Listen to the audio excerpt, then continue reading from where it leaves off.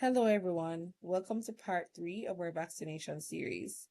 In this video, we'll be looking at how to amend your vaccination and how to delete your vaccination.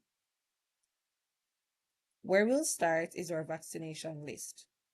We can find that by going to our vaccinations feature, which you can find right underneath the child health record in your clinical tree, and then selecting vaccination list. Here we can see a list of all the vaccines that our patient has gotten that has been recorded using this feature. Now, what I'd like to do is I noticed that my MMR is recorded as being a part 2, but it was really a part 1. So maybe I want to amend that. And how I can do this is by right-clicking on MMR. And in the drop down, I have an option that says amend details. And then I have the option to amend vaccination part. I can left click on that option and then change my part from 2 to 1 and select OK. And the 1 is now reflected in my vaccination list. I may also want to amend the batch number or the expiry date. Maybe I made an error. I can do this by right-clicking on MMR, selecting Amend Details, and then selecting Amend Vaccination Batch Details.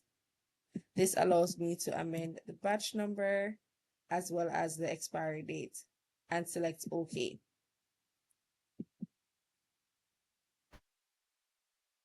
However, if I want to amend anything such as the reason for the vaccination, the site it was given in, the method, or the actual vaccine itself, like maybe it wasn't an MMR, maybe it was another type of vaccine, I don't have amendment options for that.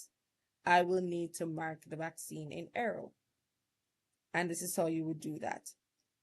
You can right click on the vaccine that you'd like to mark in error.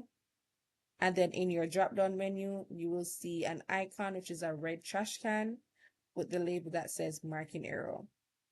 And you can select this to mark the data in error. When you mark the vaccine in error, you'll get a reason for marking in error dialog box that asks you to denote the reason why you're marking it in error. And you can select that the incorrect data was recorded and select OK.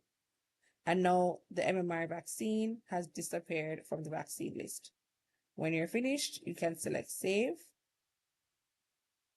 And this will save your changes to the patient's record. So just to recap, in this video, we looked at how to amend a vaccine and we looked at how to delete a vaccine.